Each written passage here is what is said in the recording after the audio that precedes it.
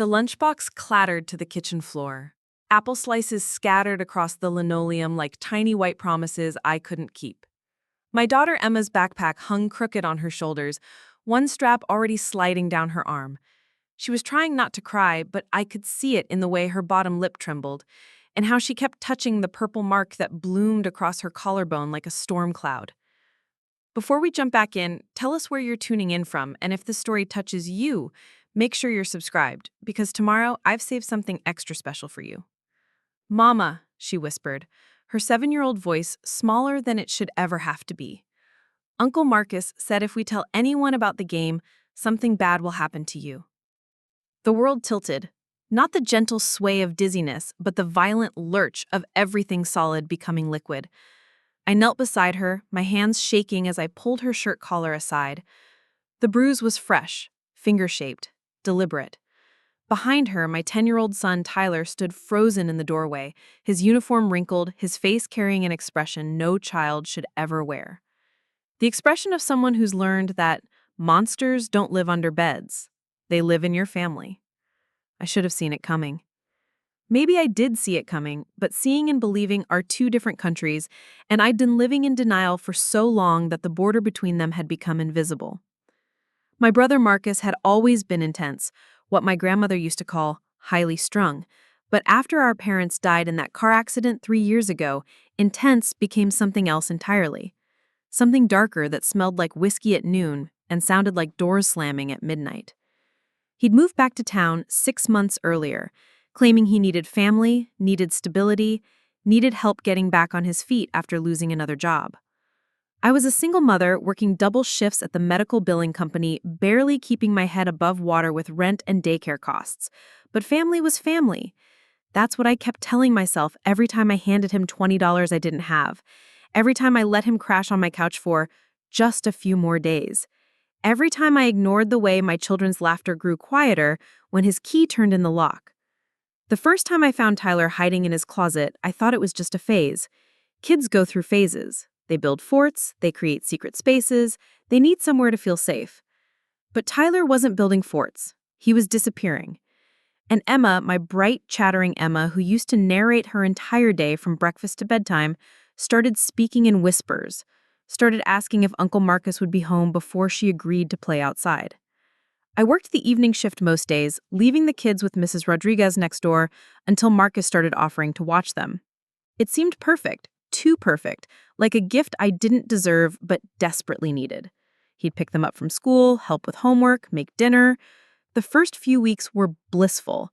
I'd come home to clean dishes and sleeping children, to Marcus reading on the couch with a cup of coffee like some alternate universe version of domestic peace. But peace, I learned, can be a mask that slips when nobody's watching.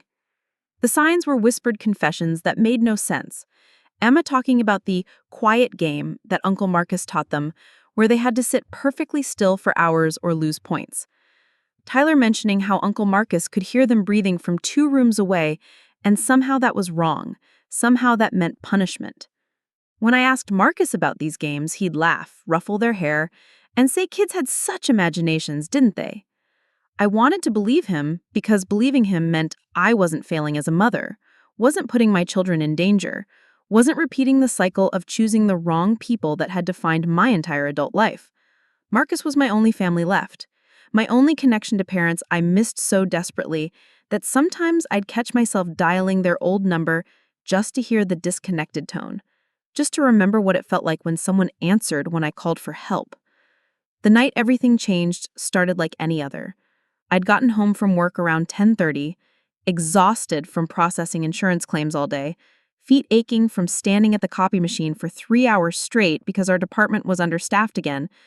The house was dark except for the blue glow of the television in the living room. Marcus sat in my father's old recliner, the one I couldn't bring myself to donate, drinking beer and watching some late-night talk show with the volume barely audible. "Kids asleep?" I asked, dropping my purse by the door and heading straight for the kitchen. I needed water, needed aspirin, needed 10 minutes of silence to decompress from another day of existing on the edge of financial disaster. "Been asleep for hours," he said without looking away from the screen. "No problems. Never any problems with them when you're not here."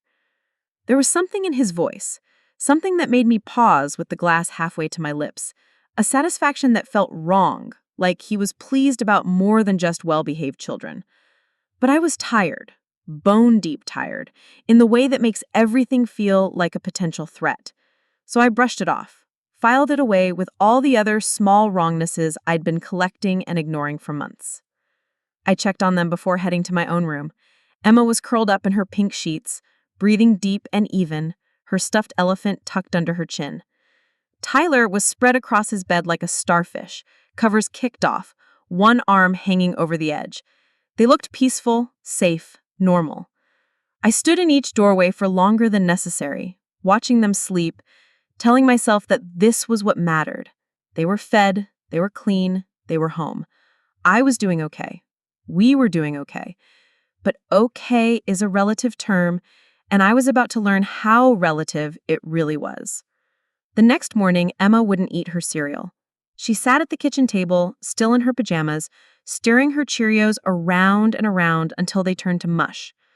Tyler ate in silence, mechanically spooning oatmeal into his mouth without tasting it. When I asked what was wrong, Emma just shrugged and said she wasn't hungry. Tyler said his stomach hurt. Normal kid responses to a school day. Nothing unusual, nothing alarming. Marcus emerged from the bathroom, showered and dressed, looking more put together than I'd seen him in weeks. He'd shaved, combed his hair, even found a clean shirt somewhere in the disaster zone that was his corner of the living room. He was whistling, actually whistling, some tune I didn't recognize that sounded almost cheerful. "Big day today," he announced, pouring himself coffee and leaning against the counter like he owned the place. Meeting with a potential employer downtown. Might finally get this job situation figured out. I felt a flutter of hope, the kind that makes you stupid and trusting. If Marcus got a job, he could get his own place. If he got his own place, we could go back to being uncle and niece and nephew instead of this weird, strained dynamic that felt like holding our breath then living together. "That's great," I said, meaning it. "What kind of job?" "Construction management. Good money, benefits, all that.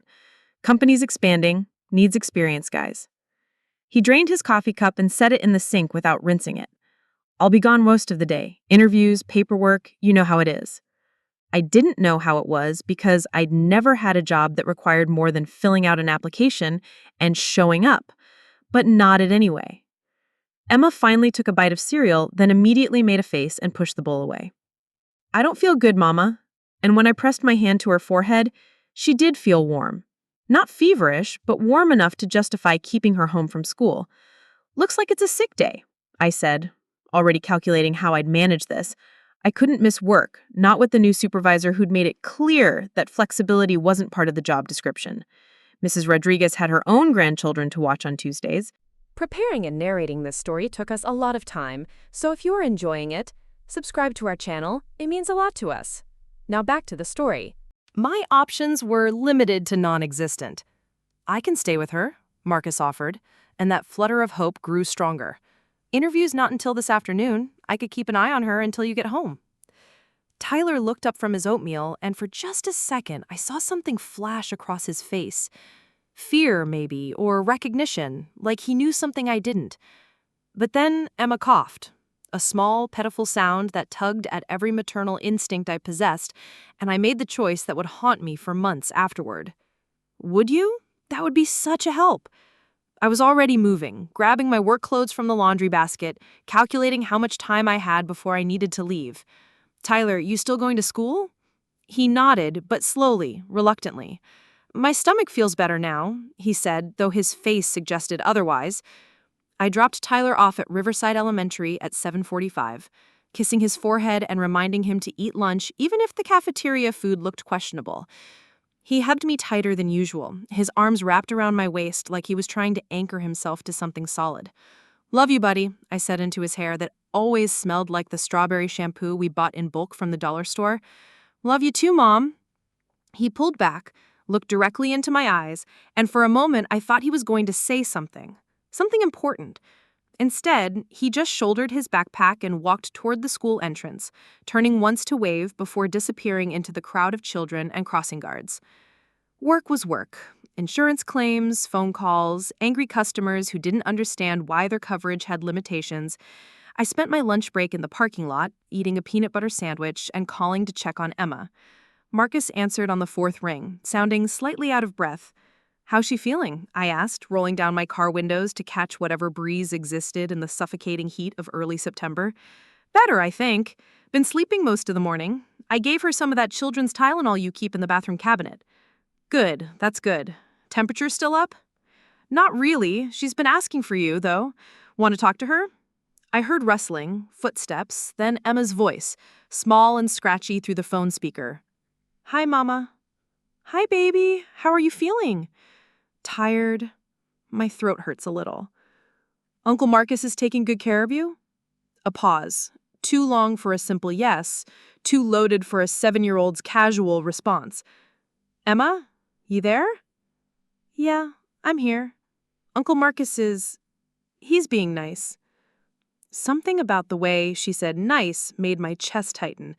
But before I could dig deeper, I heard Marcus's voice in the background saying Emma needed to rest, needed to save her voice.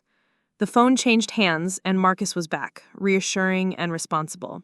"She should probably sleep some more. Don't worry about anything here. Focus on work." I wanted to keep talking to Emma, wanted to hear her voice until I could identify what was making my instincts prickle like a warning system I didn't trust. Instead, I thanked Marcus and hung up, telling myself that paranoia was just another luxury I couldn't afford. The afternoon crawled by.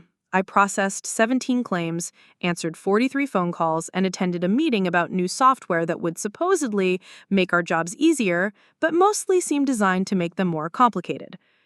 Every 20 minutes, I found myself checking my phone, waiting for a call from Marcus saying Emma's fever had spiked, or that Tyler's school had called, or that something, anything, required my immediate attention. None of those calls came. At 5:15, I clocked out and drove home through traffic that moved like molasses, windows down because the air conditioning in my 12-year-old Honda had given up the ghost sometime around July. The house looked normal from the outside. Marcus's beat-up truck was still in the driveway, the front door was closed, the windows were intact, all of the external markers of a day that had gone according to plan. I found Emma on the couch, curled up under her favorite blanket, watching cartoons with the volume turned low. She looked pale but alert, no longer feverish, though something about her posture seemed smaller than usual, like she was trying to take up less space in the world. "Hey, sweetheart," I said, settling beside her and pushing her hair back from her forehead. "Feeling better?" She nodded, but didn't look at me, keeping her eyes fixed on the television where animated characters were having problems that could be solved in 22 minutes plus commercial breaks. "Where's Uncle Marcus?" "Kitchen," she whispered, then added even more quietly, "He's making dinner." I could hear him moving around in there, the sound of pots and pans, the refrigerator opening and closing, the kind of domestic activity that should have felt comforting, but somehow didn't. Emma shifted closer to me, pressing herself against my side with an urgency that felt more than just typical sick child clinginess. "Mama," she said, so small I had to lean down to hear her, "can we play the quiet game tonight?" "What quiet game, honey?" But before she could answer, Marcus appeared in the doorway, dish towel slung over his shoulder, smile bright and welcoming. "Look who's home!" And there was nothing wrong with his tone, nothing obviously concerning about his demeanor, but Emma's grip on my arm tightened like she was bracing for impact. "How was work?" "Fine. Long." I kept my voice normal, conversational, while my brain cataloged the subtle wrongnesses I couldn't name. Emma's tension, the way Marcus seemed too pleased with himself, the feeling that I'd walked into a play where everyone knew their lines except me. Tyler burst through the front door, backpack flying, school permission slips scattered, and his wake full of 10-year-old energy and stories about recess drama and the substitute teacher who didn't know how to work the smartboard. His presence filled the room with noise and motion, breaking whatever strange tension had been building between Marcus and Emma and me. "Mom!" Tyler launched himself at the couch, nearly crushing Emma in his enthusiasm to hug me. "Guess what happened in science class today?" But his excitement died as soon as he saw Marcus in the doorway. The light went out of his eyes like someone had flipped a switch, and he settled back on his heels, suddenly subdued. "Hey, Uncle Marcus," he said, but it sounded forced, polite in the way children are taught to be polite to adults they don't want to talk to. "Tyler, my man," Marcus replied, reaching out to ruffle Tyler's hair. Tyler flinched, a tiny movement that lasted less than a second, but I saw it. Emma saw it too, because she pressed even closer to me, her breathing shallow and quick. Dinner was spaghetti with jarred sauce, nothing fancy, but edible, served on our mismatched plates, while Marcus told stories about his construction jobs and the interesting people he'd worked with over the years. The kids ate in near silence, Tyler methodically twirling pasta around his fork, Emma picking at her food like she was afraid it might bite back. I tried to keep the conversation going, asking Tyler about school, complimenting Marcus on the meal, commenting on the weather. Anything to fill the silence that felt too heavy for a normal Tuesday evening. But underneath the small talk, I was watching how Tyler's shoulders stayed hunched, how Emma kept glancing at Marcus when she thought he wasn't looking, how Marcus seemed to be watching them right back with an intensity that made my skin crawl. After dinner, the kids retreated to their rooms to do homework. I started cleaning up, loading dishes into the dishwasher that only worked if you arranged everything exactly right and said a small prayer to whatever appliance gods might be listening. Marcus sat at the kitchen table, scrolling through his phone, occasionally chuckling at something on the screen. "Good kids," he said without looking up. "Really well behaved when it's just us." There was that tone again, that subtle satisfaction that felt like a confession of something I couldn't identify. "They're good kids all the time," I replied, focusing on scrubbing the spaghetti pot with more force than necessary. "Sometimes they just need to feel comfortable enough to be themselves." "Right," Marcus agreed, but in a way that suggested he meant something entirely different. "Comfortable. That's important." I finished the dishes in silence, hyper-aware of his presence behind me, of the way he kept shifting in his chair, of how the house felt smaller with him in it. When I was done, I dried my hands on the dish towel and turned to face him. "Marcus, can I ask you something?" "Sure." He set down his phone and gave me his full attention, eyebrows raised expectantly. "The kids seem, I don't know, tense lately. Have you noticed anything? Any problems while I'm at work?" For just a moment, something flickered behind his eyes, something that looked like panic or guilt or maybe just annoyance at being questioned. Then it was gone, replaced with concern so perfectly crafted it felt rehearsed. Tense. How? Tyler's been quieter than usual. Emma too. And today, when I came home, she seemed... I struggled to find words that wouldn't sound like accusations, wouldn't start a fight I wasn't sure I was ready to have. Scared, maybe. Like she was afraid of something. Marcus was quiet for a long moment, considering this, his face serious and thoughtful in a way that should have been reassuring, but somehow wasn't. "You know," he said finally, "I think they might be picking up on your stress. Kids are sensitive that way. You've been working so much, worrying about money, and they can feel that. Maybe they're just reflecting what they see in you." It was a reasonable explanation, one that placed the responsibility squarely on my shoulders where it belonged. I was the parent. I was the one struggling to make ends meet. I was the one who'd been stretched too thin for so long that thin had become my default state. Of course the children were feeling it. Of course they were reacting to my stress, my exhaustion, my constant low-level panic about keeping our lives together. "You're probably right," I said, and almost meant it. "I have been pretty overwhelmed lately." "It's understandable," Marcus said, reaching across the table to squeeze my hand in what was probably meant to be a comforting gesture. "You're doing the best you can in a tough situation, but maybe you should consider that they need more stability, more structure, more consistency in their lives."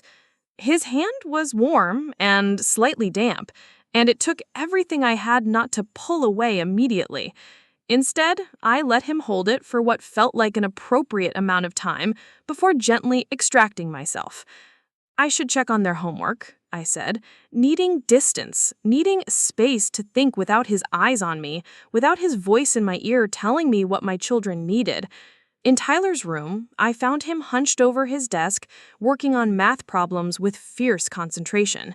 His pencil moved across the paper in sharp, angry strokes, erasing and rewriting the same problem multiple times. "Need help?" I asked, settling on his bed and patting the space beside me. He looked up, and for a second, I saw my little boy's face crumble with relief, like he'd been holding something heavy all day and finally had permission to set it down. "Mom," he said, abandoning the math worksheet and climbing onto the bed beside me, "can I tell you something?" "Always, buddy. You can tell me anything." He was quiet for so long I thought he'd changed his mind, thought whatever he'd been about to say had retreated back into the safe silence children learn when they're not sure if truth will be welcomed or punished. Finally, in a voice barely higher than a whisper, he said, "Uncle Marcus plays weird games with us." My heart stopped, then started again too fast, like it was trying to make up for lost time. "What kind of games?" "He calls it discipline practice. We have to sit perfectly still for really long times, and if we move or make noise, we lose points. And when we lose points—" Tyler's voice trailed off, and he touched his ribs through his pajama shirt in a gesture that made my blood freeze. "Tyler, has Uncle Marcus hurt you?" He looked at me with 10-year-old eyes that had seen too much and nodded. He said it was teaching us respect. He said you asked him to help us learn better behavior.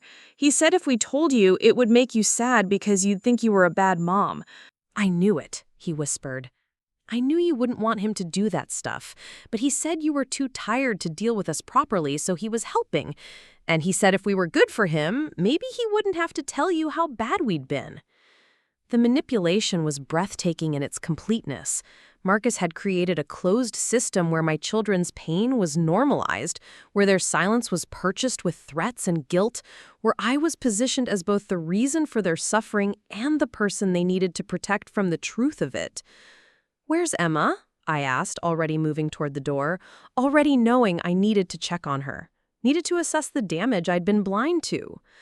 "She's probably still awake," Tyler said, following me into the hallway.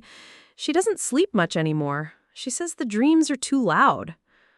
Emma's room was dark, except for the nightlight that cast dancing butterflies across the ceiling. She was lying on her side, eyes wide open, staring at nothing. When I sat on the edge of her bed, she didn't move, didn't acknowledge my presence until I spoke her name. "Emma, sweetheart, are you okay?" She blinked slowly, like she was swimming up from somewhere very deep. "Mama?" Her voice was smaller than it had been that morning, smaller than it should ever have to be. "I'm here, baby. Tyler just told me about the games Uncle Marcus has been playing with you. Can you tell me about them?" For a moment, I thought she was going to retreat back into silence. Then, in words that came out in a rush, like she was afraid she'd lose her nerve, she told me everything.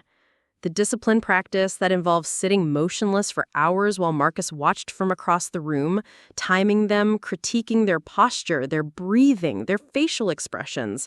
The point system where infractions were punished with increasingly severe consequences. The special quiet time where they had to lie perfectly still while he stood over them, sometimes touching their arms or legs to see if they would flinch, sometimes just breathing on their faces to test their self-control. And the promises, the constant promises that this was normal, that all families had special games, that Uncle Marcus was teaching them important life skills, that their mother had specifically requested this kind of help because she was too busy and too tired to raise them properly herself.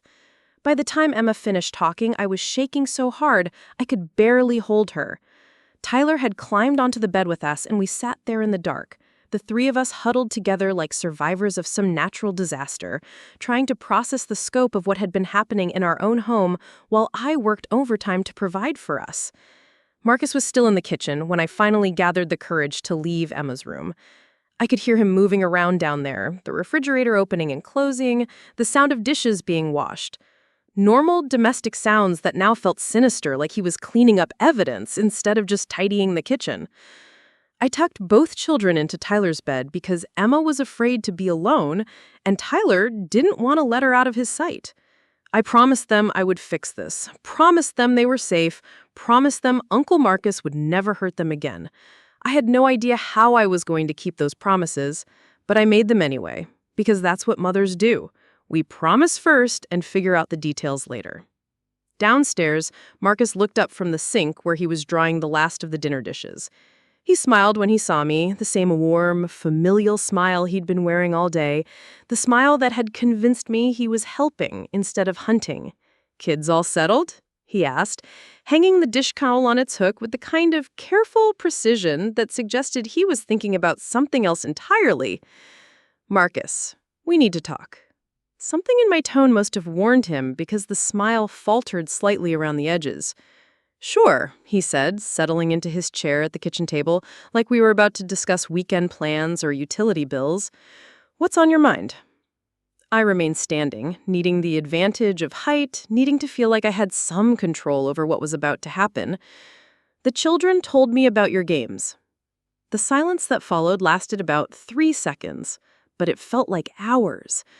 Marcus's face went through a series of micro-expressions: surprise, calculation, denial, and finally resignation. When he spoke, his voice was calm, almost conversational. "They're good kids, but they need structure. They need boundaries. You work so much, Celia, and they've gotten used to doing whatever they want when you're not here. I was just trying to help." "Help? By terrorizing them?" "Terrorizing?" Marcus stood up then, and I took an involuntary step backward. He was bigger than me, stronger, and suddenly the kitchen felt very small and very isolated. I was teaching them discipline, teaching them respect, things you're too soft to teach them yourself. "You were hurting them." "I was correcting them. There's a difference, though I guess you wouldn't know that since you let them run wild most of the time."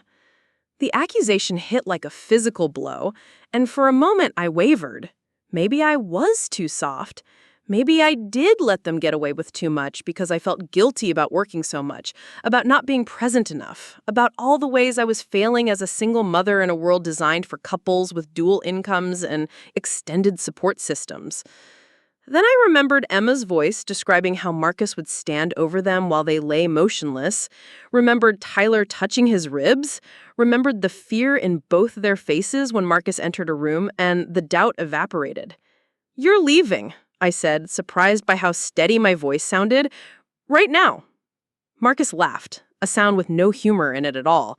"Where exactly am I supposed to go, Celia? This is family. This is what family does for each other. You're going to throw me out because your kids have overactive imaginations?"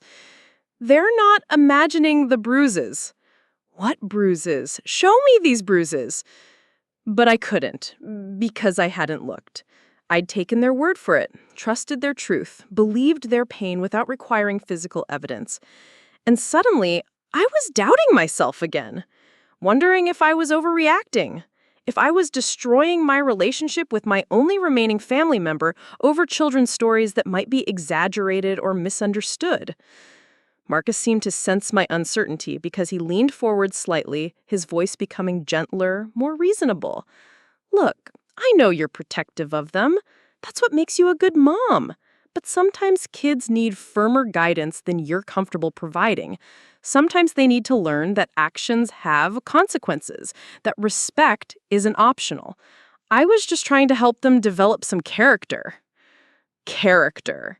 Like terrorizing children was a character-building exercise, like teaching them to fear the people who were supposed to protect them was somehow beneficial to their development? "Get out," I said, and this time my voice wasn't steady at all. It was shaking with rage and fear and the terrible knowledge that I'd allowed this to happen, that I'd handed my children over to someone who hurt them and called it help. "Celia, be reasonable." "Get out!" I was screaming now, loud enough that I heard Tyler's bedroom door open upstairs, heard small feet in the hallway, heard Emma asking Tyler what was happening. The sound of their voices gave me strength, reminded me what I was fighting for. Marcus's face hardened, the mask of reasonableness falling away to reveal something cold and calculating underneath. "Fine," he said, standing up and straightening his shoulders like he was the injured party. "But don't come crying to me when you can't handle them on your own. Don't come begging for help when they're completely out of control because their mother was too weak to do what needed to be done. He gathered his stings with deliberate slowness, making a show of how inconvenient this was, how unreasonable I was being, how I'd regret this decision when I was struggling alone again.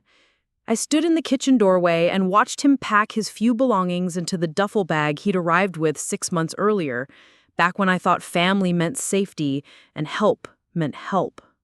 When he reached the front door, he turned back to look at me one last time. "You know what your problem is, Celia?" he said, keys jingling in his hand like a threat. "You think being a mother means protecting them from everything, but the real world doesn't coddle children.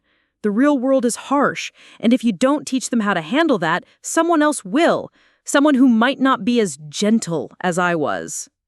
As gentle as I was. Like what he'd done to Tyler and Emma was gentleness, like torture was a kindness they were too young to appreciate. "Get out of my house," I said, and slammed the door behind him. I stood there for a long time, listening to his truck start up, listening to him drive away, listening to the silence that followed. Then I heard Emma calling for me from upstairs, her voice high and frightened, and I ran up to them, gathered them both into my arms and held them while they cried, and I promised over and over that he was gone, that he would never hurt them again, that I was sorry, so sorry for not seeing what was happening sooner. That night, we all slept in my bed. Emma curled up on one side of me, Tyler on the other, both of them finally relaxing into sleep around midnight. I lay awake staring at the ceiling, replaying every moment of the past 6 months, looking for signs I'd missed, clues I should have recognized, warnings I had ignored in my desperation for help and family and some semblance of stability. I'd failed them. I had brought danger into our home and called it family. I'd been so focused on surviving financially that I'd missed the ways my children were being systematically broken down by someone who was supposed to care about them. The guilt was overwhelming, a physical weight that pressed down on my chest and made it hard to breathe. But underneath the guilt was something else, something harder and more dangerous. Rage. Pure, clean rage at Marcus for hurting them, at myself for enabling it, at a world that made single mothers so desperate for help that they'd accept it from anyone, no questions asked. Tomorrow, I decided, I would take them to the doctor. I would document whatever evidence existed of what Marcus had done. I would find out what resources were available, what steps I needed to take to make sure he could never hurt them again. I would figure out how to help them heal from this, how to rebuild their trust, how to become the mother they deserve to have instead of the mother I'd been. Tomorrow. But for tonight, I just held them and listened to them breathe and promised the darkness that I would do better, be better, fight harder for the people who mattered most in the world. I just didn't know yet how hard that fight was going to be, or how many people would try to convince me that I was the one who was wrong. Emma asked, her voice muffled against my shoulder. "I don't know yet, baby," I answered honestly. "But whatever happens, we're going to stick together, okay? We're going to take care of each other." The CPS caseworker arrived within 2 hours. Janet Morrison was a middle-aged black woman with kind eyes and a no-nonsense manner that somehow managed to be both professional and maternal. She spent an hour interviewing the children separately, asking gentle questions about their experiences with Marcus, their relationship with me, their understanding of what had happened. When she was finished with them, she sent them to play in the clinic's children's area while she talked to me. Her questions were more pointed, more challenging. How long had Marcus been living with us? Had I noticed any signs of abuse before yesterday? What was your plan for ensuring the children's safety going forward? I answered as honestly as I could, admitting my failures and my blindness, while trying to convey that I would do anything, everything, to protect them now that I understood the danger I'd exposed them to. "Mrs. Patterson," Janet said finally, "I want you to know that you did the right thing by bringing them here today. Many parents in your situation try to handle things privately, and that often leads to more harm. The fact that you sought medical attention and are cooperating fully with this process speaks well for your commitment to their well-being." Relief flooded through me so powerfully, I nearly started crying right there in the pediatric clinic. "What happens now?" I asked. We'll need to do a home visit within the next 48 hours to assess the living situation. We'll interview neighbors, MS teachers, anyone who might have observed changes in the children's behavior. We'll also need you to file a police report. Police report? The words sent a chill through me that had nothing to do with the clinic's aggressive air conditioning. Is that necessary? He's not living with us anymore. I'm not planning to let him come back. Janet's expression was sympathetic but unyielding. It's necessary for several reasons. First, it creates an official record of what happened, which protects you legally. Second, it may prevent him from victimizing other children. And third, it establishes a paper trail that will be important if he ever tries to contest custody or visitation rights. Custody or visitation rights? I hadn't even considered that Marcus might try to claim some legal relationship with my children, might argue that his role in their lives gave him rights that superseded my authority as their mother. The thought made me feel sick all over again. The police station was everything I'd expected and nothing I was prepared for. Harsh fluorescent lighting, hard plastic chairs, the constant background noise of radios crackling and phones ringing, and people dealing with the worst moments of their lives. Detective Sarah Chen was young, maybe early 30s, with short black hair and an intensity that reminded me of Emma when she was concentrating on a difficult puzzle.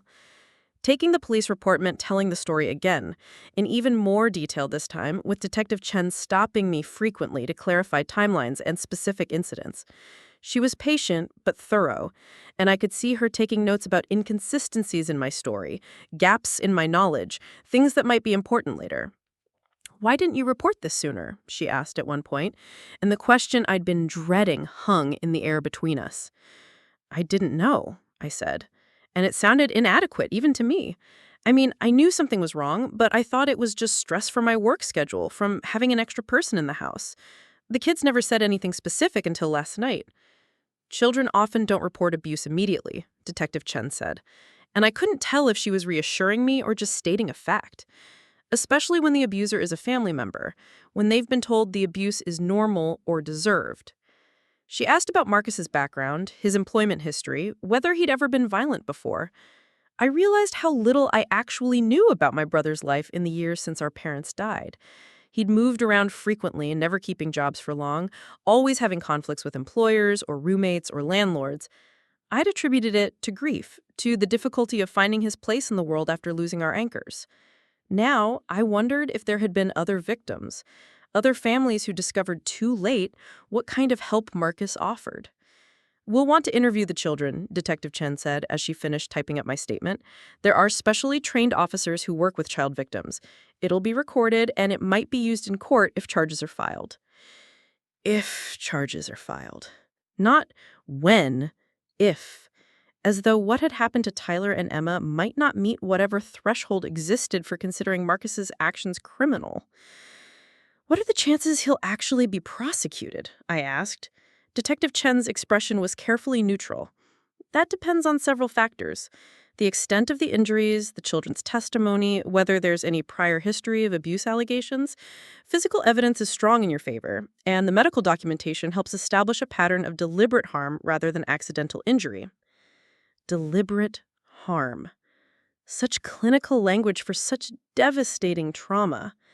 I signed the police report and shook Detective Chen's hand and walked out of the station, feeling like I'd crossed some invisible line between before and after, between the woman who trusted family blindly and the woman who was learning to navigate systems designed to protect children from the people who were supposed to love them. The home visit happened the next morning. Janet Morrison arrived with a colleague, a younger woman named Rebecca, who took notes while Janet inspected the living situation. They looked at the children's bedrooms, the kitchen, the bathroom. They checked the locks on the doors and windows, looked inside the refrigerator and medicine cabinet, asked about our daily routines and emergency contacts. Tyler and Emma were at school, which felt both safer and more anxiety-provoking. Safer because they didn't have to be subjected to more questioning, more strangers asking them to relive their trauma. More anxiety-provoking because I had to speak for them. I had to convince these women that I could protect my children when I'd so clearly failed to do so before. "The house is clean and well-maintained," Janet noted, writing something on her clipboard. "The children's rooms show signs of care and attention, no obvious safety hazards or signs of neglect." Rebecca was looking at the family photos on the refrigerator, pictures of birthday parties and school events and ordinary moments that felt like artifacts from someone else's life.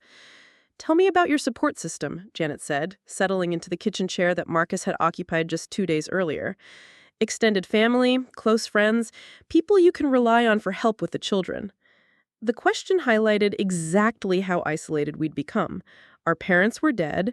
I had work acquaintances, but no close friends, partly because I'd been too tired and busy to maintain relationships, and partly because single mothers with limited resources don't get invited to many social gatherings. There were neighbors like Mrs. Rodriguez who were kind and helpful, but not people I could call in a crisis. "It's mostly just us," I admitted. "My brother was my closest family member, which is why—" I gestured helplessly, trying to convey the desperate gratitude that had blinded me to his true nature. "We'll be connecting you with some resources: support groups for families dealing with domestic violence, counseling services for you and the children, legal aid if needed. Recovery from this kind of trauma is easier with professional help." Recovery. As though what had happened to us was an illness we could cure with the right treatment, rather than a fundamental shattering of trust that might take years to repair. The children's interviews were scheduled for the following week at a specialized facility designed to be less intimidating than a police station. The waiting room looked like a doctor's office mixed with a preschool, soft furniture and toys and books scattered around to help young victims feel more comfortable about sharing their most frightening experiences. I wasn't allowed to be present during the interviews, which made sense logically but felt wrong emotionally. These were my children, my babies, and I'd failed to protect them once already. Sitting in that cheerful waiting room while strangers asked them questions about their uncle's games felt like another abandonment, another way I was letting the system take control of our lives. Tyler went first. He was in the interview room for 45 minutes, and when he came out, his face was pale but determined. He sat beside me without speaking, pressed against my side in the way that had become his default position since Marcus left. Emma's interview lasted longer, over an hour, and she emerged looking exhausted. But there was something else in her expression, something that looked almost like relief. As we drove home, she spoke from the back seat in a small but clear voice. "The lady said Uncle Marcus was wrong," she said. "She said normal uncles don't play those kinds of games." "That's right, baby," I replied, catching her eyes in the rearview mirror. "Normal uncles don't do what Uncle Marcus did. Normal families don't work that way." "She said it wasn't our fault," Tyler added. "She said sometimes adults make bad choices, and it's never the kids' fault when that happens." I had to pull over then, because I was crying too hard to drive safely. We sat in a parking lot outside a grocery store while I sobbed for everything we'd lost, everything that had been stolen from them, everything I should have seen and stopped and prevented. Tyler climbed into the front seat, and Emma unbuckled herself to lean over the center console, and they held me while I fell apart in broad daylight in public, because sometimes that's what healing looks like. The call from Detective Chen came 3 weeks later. I was at work, processing insurance claims and trying to pretend my life was normal, when my phone rang with the number I'd memorized without meaning to. "Mrs. Patterson, I wanted to update you on your case," she said, and I could hear something in her voice that made my stomach clench. "We've completed our investigation and forwarded our findings to the district attorney's office." "And?" "Charges are being filed. 3 counts of child abuse, 2 counts of assault, 1 count of criminal threatening. Marcus has been arrested." The relief was so overwhelming I had to sit down, had to put my head between my knees to keep from fainting at my desk. Charges were being filed. The system believed us. Someone with authority and power had looked at what happened to Tyler and Emma and decided it was wrong enough, serious enough, criminal enough to prosecute. "What happens next?" I asked when I could speak again. "There'll be a preliminary hearing in about 6 weeks. You and the children might be called to testify, though we'll try to use the recorded interviews instead. Marcus's attorney will probably try to negotiate a plea deal, which could mean avoiding a trial altogether." A plea deal. The possibility that Marcus might admit guilt, might take responsibility for what he'd done, might save my children from having to testify in court about the worst thing that had ever happened to them. But I was getting ahead of myself, making assumptions about how the legal system worked based on television shows and movies. The reality, I was learning, was much more complicated and unpredictable. Marcus hired a lawyer, a sharp-dressed man named Robert Kellerman, who specialized in defending people accused of domestic violence. Within days of the charges being filed, Kellerman was in the media, giving interviews about overzealous prosecution and vindictive family members and the dangers of believing children's uncorroborated testimony. My client is a loving uncle who was helping his sister manage 2 difficult children, he told a reporter from the local newspaper. These allegations are the result of a family dispute blown out of proportion by an emotional single mother who regrets asking for help. Emotional single mother, difficult children. The words were carefully chosen to paint me as hysterical and Tyler and Emma as troublemakers who deserved whatever discipline they'd received. It was Marcus's voice, filtered through legal expertise, the same manipulation he'd used in our kitchen, dressed up in professional language and delivered to the media as though it were fact. The story ran on page 3 of the local section with a headline that made my hands shake. Local man accused of child abuse claims false allegations.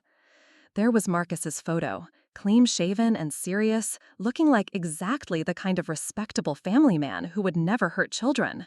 Next to it, a much smaller photo of me from some work function, looking tired and unprofessional compared to his polished presentation.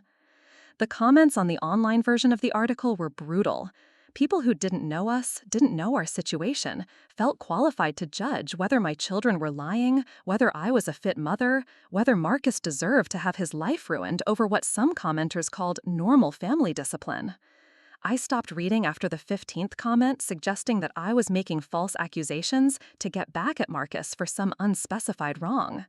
It was easier to stay off the internet entirely than to subject myself to the opinions of strangers who thought they understood our trauma better than we did.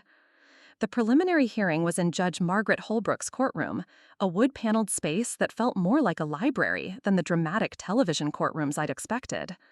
Marcus sat at the defendant's table with his lawyer, wearing a navy suit that made him look responsible and harmless. He didn't look at me or the children when we entered, but I could feel his presence like a weight pressing down on my chest. The prosecution was handled by Assistant District Attorney Lisa Morrow, a woman in her 40s with red hair and an air of competent determination. She presented the case methodically, walking through the medical evidence, the police reports, excerpts from the children's interviews. It was our story, told in legal language, clinical and precise, but somehow missing the emotional reality of what Marcus had done to us. Kellerman's defense was predictable but effective. He questioned the reliability of children's testimony, suggested that the injuries could have been caused by normal childhood accidents, implied that I had coached Tyler and Emma to lie because I resented Marcus's presence in our home. Members of the court, he said during his closing argument, we're being asked to destroy a man's life based on the uncorroborated claims of 2 young children and their mother, who admits she was struggling to manage their behavior. Is it more likely that Marcus Patterson, a man with no prior criminal record, suddenly began systematically abusing his nephew and niece? Or is it more likely that normal family discipline has been exaggerated and mischaracterized by people who regret asking for help? Normal family discipline. The phrase made me want to scream, want to stand up in that courtroom and demand that everyone look at the photographs of my children's bruises, listen to the recordings of their small voices describing their terror. But I sat quietly with my hands folded in my lap, because that's what the prosecutor had told me to do, because making a scene would only support Kellerman's narrative about emotional single mothers. Judge Holbrook took 20 minutes to deliberate, 20 minutes that felt like hours while Marcus and his lawyer whispered confidently, and Tyler pressed himself against my side like he was trying to disappear entirely. When she returned, her expression was unreadable. Having reviewed the evidence presented, she said, I find probable cause to believe the defendant committed the crimes as charged. This case will proceed to trial. Relief and terror warred in my chest. Probable cause meant the judge believed there was enough evidence to continue, meant that someone in authority thought Marcus had actually committed these crimes.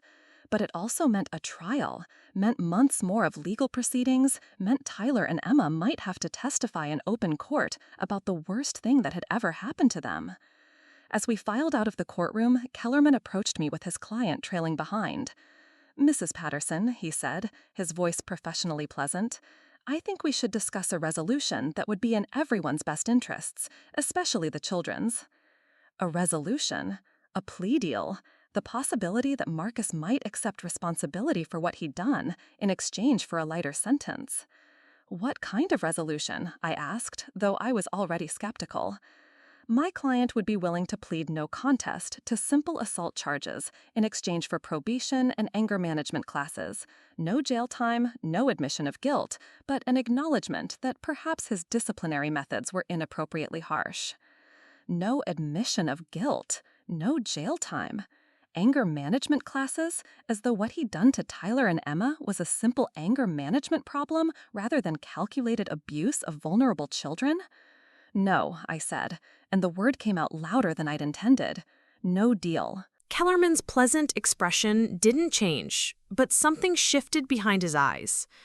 "I understand you're emotional about this situation, but you should consider what's best for your family. A trial will be traumatic for the children.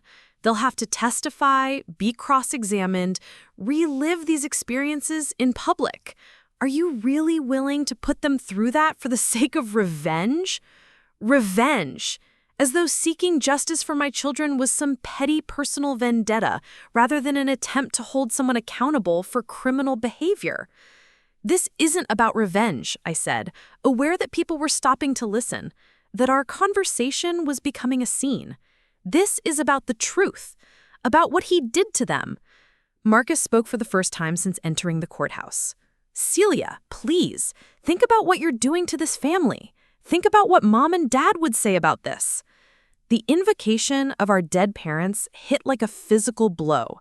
Marcus knew exactly which buttons to push, exactly how to make me doubt myself and my choices. For just a moment, I could see the situation through his eyes, through the lens he was offering. Maybe I was being vindictive. Maybe I was traumatizing my children further by insisting on a trial.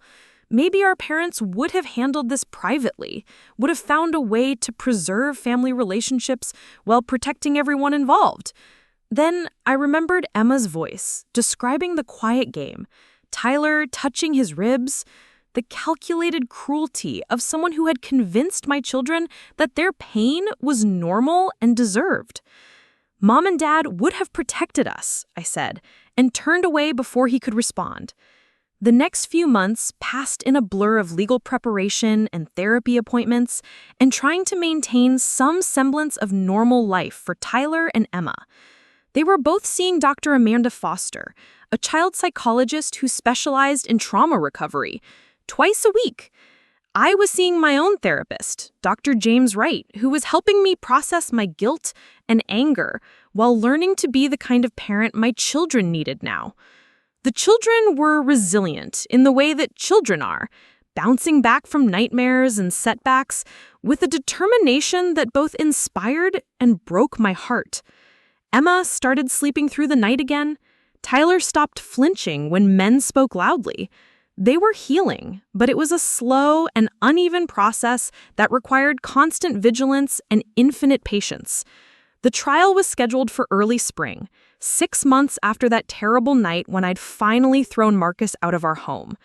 By then, the media attention had died down, the comment threads had moved on to other tragedies, and we'd settled into a routine that didn't include looking over our shoulders every time we left the house. But as the trial date approached, the anxiety returned.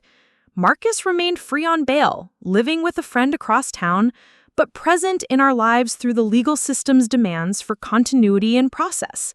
The children would have to testify.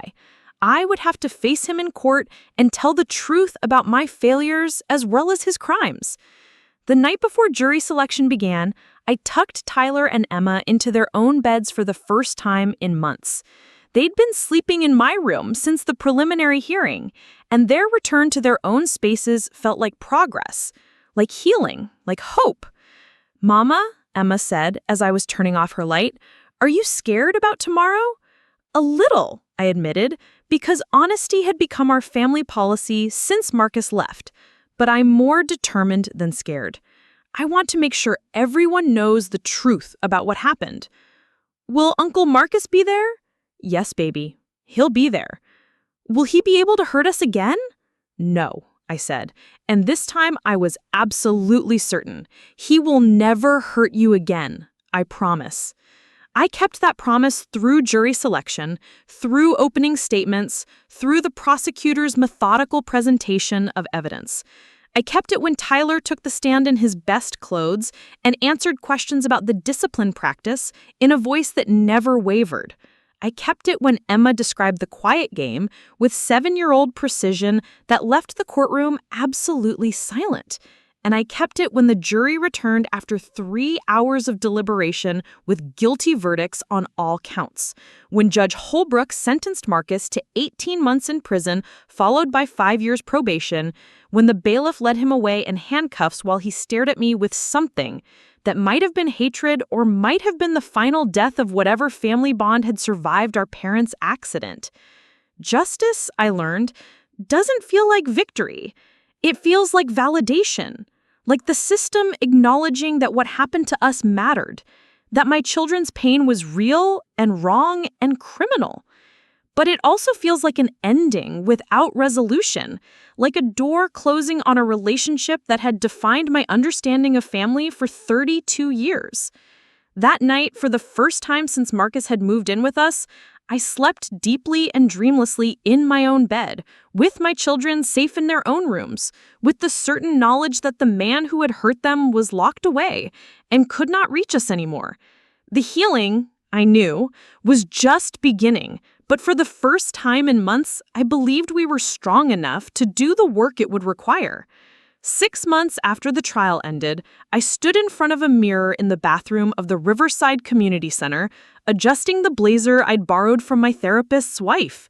The reflection staring back at me looked like someone I was still getting to know. Stronger, maybe. More certain.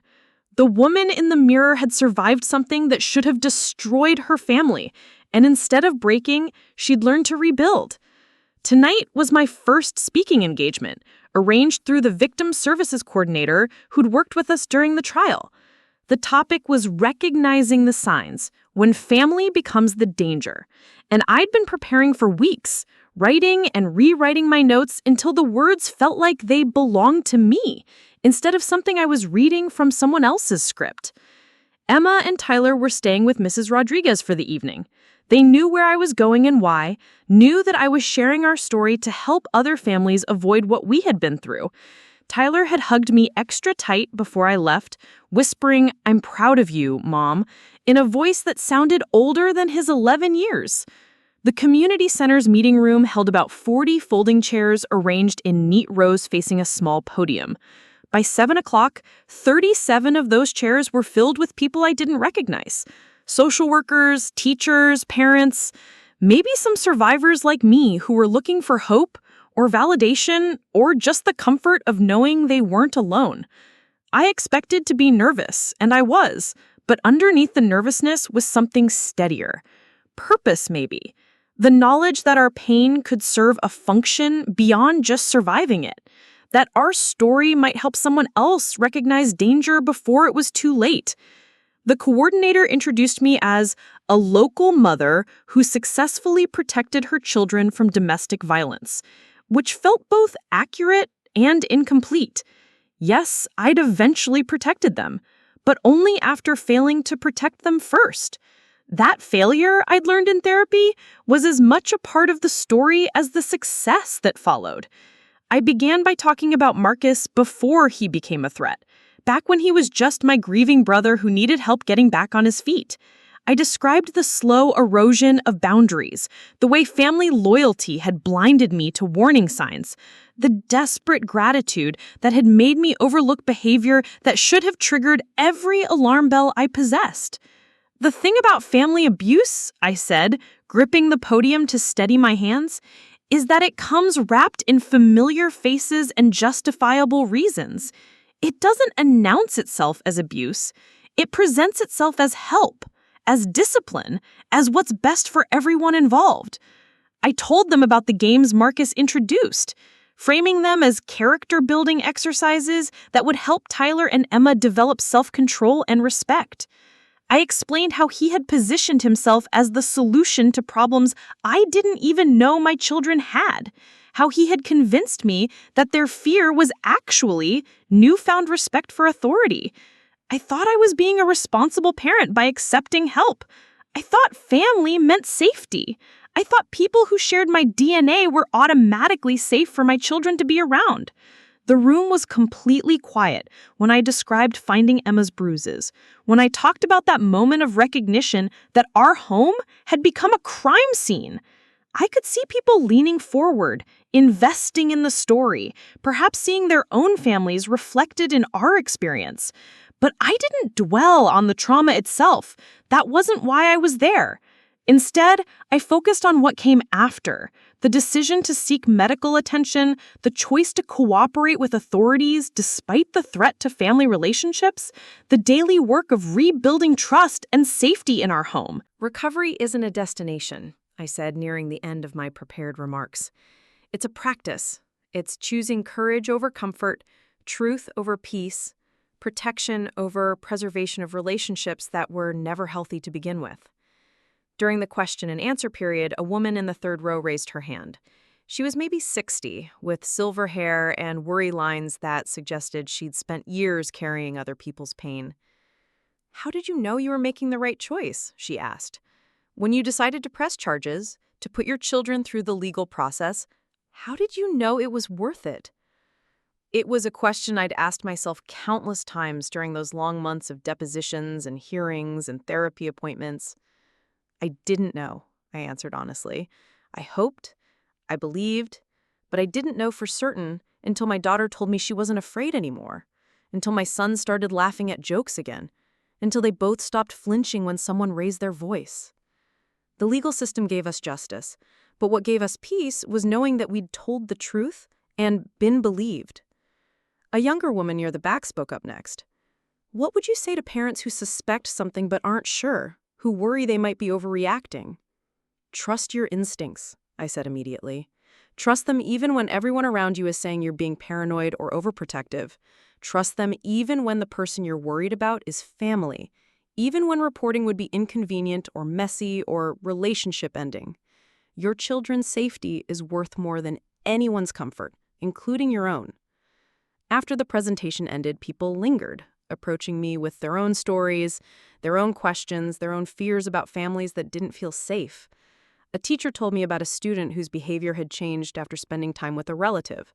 A grandmother worried about her daughter's new boyfriend and his interactions with her grandchildren. A young father questioned whether his own brother's discipline methods crossed lines he couldn't clearly define. I gave them the victim services coordinator's contact information, suggested resources, shared what I'd learned about trusting instincts and asking hard questions. But mostly, I just listened, because sometimes that's all people need. Someone who understands, someone who's been where they are, someone who survived and came out willing to talk about it. The drive home took longer than usual because I needed time to decompress, to process the feeling of having shared our most private trauma with strangers, and discovered that it felt more like healing than exposure. When I pulled into our driveway, the house looked exactly the same as always, but something had shifted in my relationship to it. It wasn't just the place where bad things had happened anymore. It was also the place where we'd recovered, where we'd rebuilt, where we'd learned to be a family again. Mrs. Rodriguez met me at the door with a smile and the news that both children had finished their homework and were already in bed. Tyler and Emma were indeed asleep, but they'd left notes on my pillow. "We love you, Mama," in Emma's careful 7-year-old handwriting, and "You're brave" in Tyler's more confident script. I sat on my bed holding those notes and feeling something I hadn't experienced in over a year.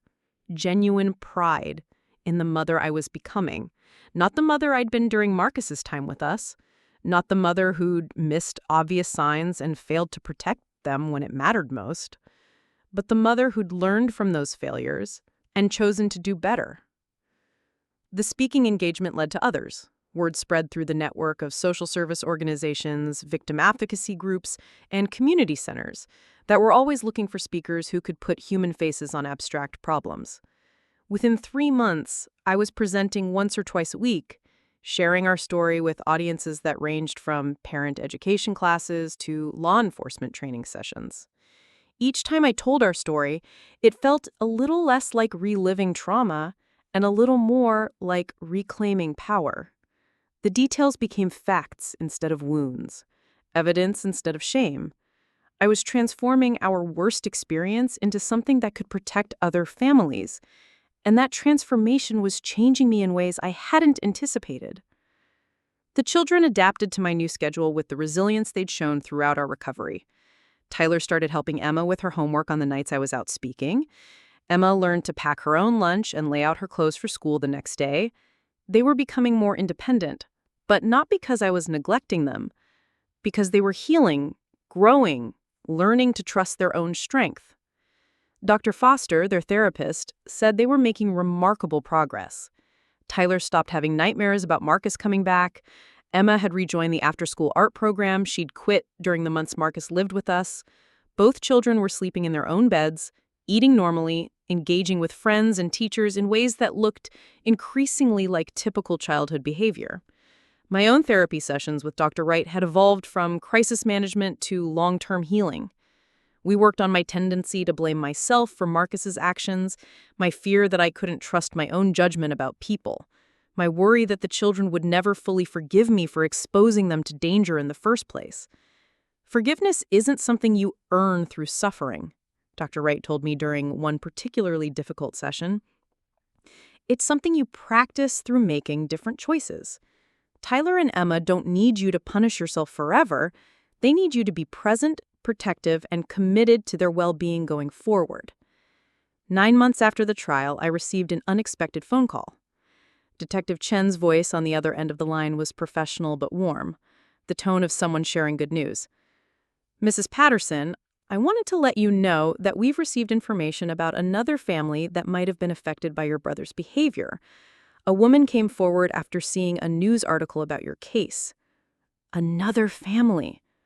Another woman who'd trusted Marcus with her children, who'd believed his offers of help were genuine, who'd discovered too late what kind of help he actually provided. What kind of information? I asked, though I already knew I didn't want to hear the details. Similar pattern of behavior. He was staying with a friend, offering to help with childcare, introducing what he called educational games. The children in that family started showing signs of trauma, but by the time the mother figured out what was happening, Marcus had already moved on. My hands were shaking as I processed this information. Marcus had done this before. Our family hadn't been his first victims, just his most recent ones. There had been other children, other families, other mothers who'd blamed themselves for trusting someone they shouldn't have trusted. Is she pressing charges? I asked. She's considering it. The incidents happened about 2 years ago, which makes prosecution more challenging, but not impossible. She specifically asked if she could speak with you, if you'd be willing to share your experience with the legal process. Of course I agreed.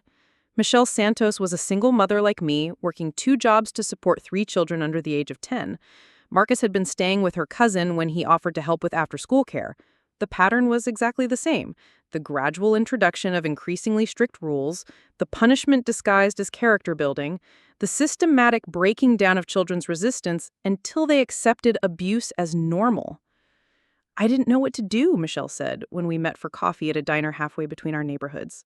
My kids were acting strange, but they wouldn't tell me what was wrong. By the time I figured it out, he was gone, and I thought maybe it was too late to do anything about it.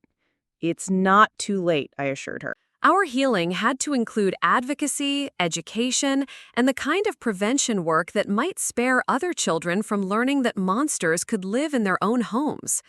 A year after my first speaking engagement, I was approached by the executive director of the county's Family Violence Prevention Program. They were looking for a community education coordinator, someone who could develop programs for parents, teachers, and service providers about recognizing and responding to signs of abuse. We need someone who understands this issue from the inside, Director Patricia Walsh explained during our interview. Someone who can speak to families with credibility, who knows what it's like to navigate these systems as a parent rather than a professional. The job would mean a significant career change, leaving my position at the medical billing company for work that felt more meaningful but paid considerably less. It would also mean more flexible hours, better benefits, and the opportunity to turn our traumatic experience into something that could protect other families. Tyler and Emma were enthusiastic supporters of the idea. At 11 and 8, they understood that I'd been helping other families through my speaking engagements, and they were proud of the work I was doing. They also understood that this job would allow me to be more present in their daily lives while still contributing to something important. "Will you still tell our story?" Emma asked when I explained the job offer. "Only the parts that might help other people," I assured her, "and only if you're both comfortable with that." "I think it's good," Tyler said thoughtfully. "What happened to us was bad, but if it helps other kids be safer, then maybe it wasn't for nothing."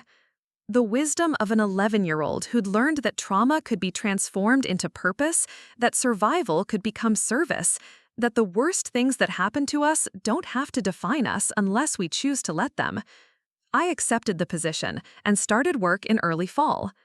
My first project was developing a training program for school personnel, teaching teachers and administrators how to recognize signs of abuse and how to respond appropriately when children disclosed unsafe situations at home. It felt like coming full circle, using what we'd learned to protect other children before they reached the point where medical intervention and legal action became necessary. The work was challenging in ways I hadn't anticipated. Every case I consulted on, every family I worked with, brought back memories of our own experience. But it also reinforced how far we'd traveled from those dark months when Marcus controlled our home and our lives. I could sit with other mothers as they made the difficult decision to report family members, could guide them through the legal process, could promise them that recovery was possible because I was living proof of it. 2 years after Marcus's conviction, I received a letter forwarded through the district attorney's office. It was from him, written on prison stationery in handwriting I recognized despite the years that had passed.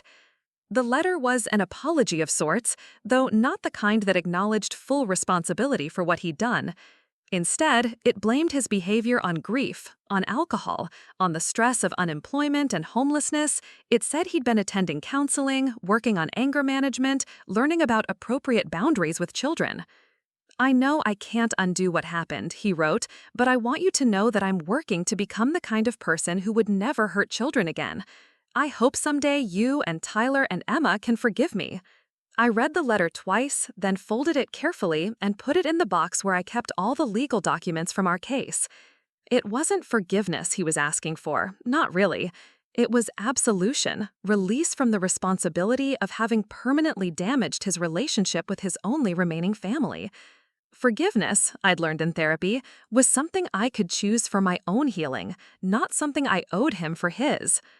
I could forgive Marcus for being sick, for being broken, for making choices that destroyed our family relationships. But I didn't have to forget what he'd done or pretend it hadn't permanently changed us. Tyler and Emma, now 12 and 9, had their own relationships with the memory of their uncle. Tyler barely mentioned him anymore, focused instead on school and friends and the normal concerns of a 7th grader. Emma sometimes asked questions about why Marcus had hurt them, whether he was still in prison, if he would ever try to contact us again. "He made bad choices," I would tell her, "really bad choices that hurt people who trusted him. Now he has to live with the consequences of those choices, just like we have to live with healing from them." "Do you think he's sorry?" she asked once. "I think he wishes things had turned out differently," I answered carefully. "But being sorry and taking responsibility are different things. And either way, our job is to take care of ourselves and each other, not to worry about Uncle Marcus." On the 3rd anniversary of the night I'd thrown Marcus out of our house, I stood in the kitchen making dinner while Tyler set the table and Emma worked on homework at the counter. It was an ordinary Tuesday evening, nothing special or significant about the date except what it represented. 3 years of safety, of healing, of learning to be a family without the shadow of abuse hanging over us. The house felt different now, lighter. We'd rearranged the furniture, painted several rooms, added family photos that showed us laughing and relaxed instead of tense and fearful. Tyler had friends over regularly, filling our home with the noise and chaos of normal childhood. Emma sang while she did chores, danced while she brushed her teeth, inhabited her body with the confidence of a child who'd learned she was safe in her own home. I thought about the woman I'd been 3 years earlier, so desperate for help that I'd ignored every instinct that warned me something was wrong. She felt like someone I'd known a long time ago, someone I could feel compassion for without wanting to be her again. My work at the Family Violence Prevention Program had expanded to include policy advocacy and legislative consultation. I'd testified before the state legislature about the need for better training for Child Protective Services workers, had consulted on proposed changes to laws governing background checks for childcare providers, had helped develop guidelines for schools dealing with suspected abuse cases. The speaking engagements continued, but they'd evolved from simply sharing our story to providing concrete information about resources, legal processes, and recovery strategies. I spoke to parent groups about trusting their instincts, to service providers about trauma-informed care, to law enforcement about the dynamics of family violence.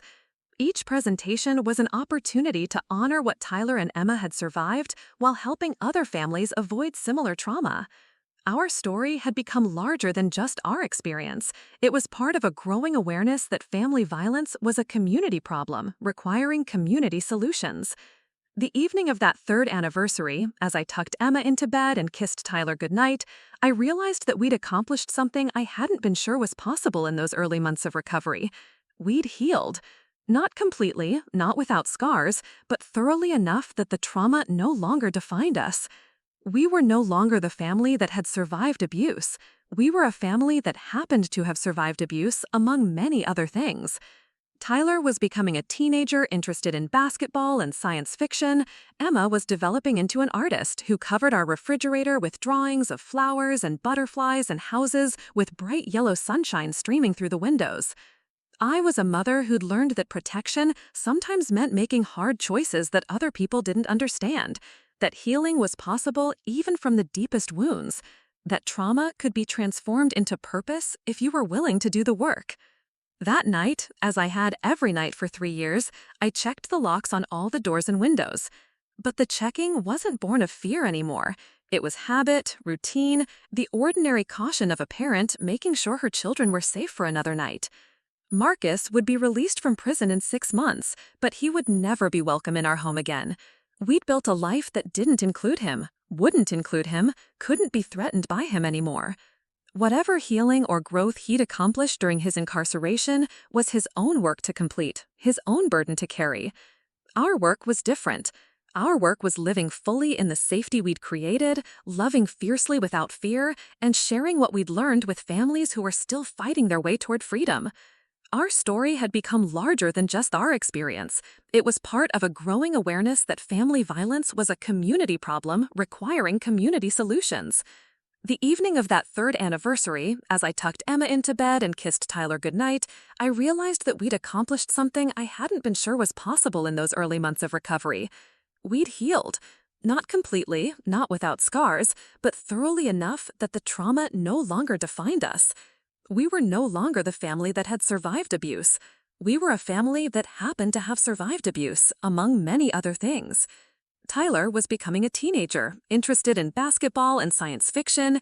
Emma was developing into an artist who covered our refrigerator with drawings of flowers and butterflies and houses with bright yellow sunshine streaming through the windows.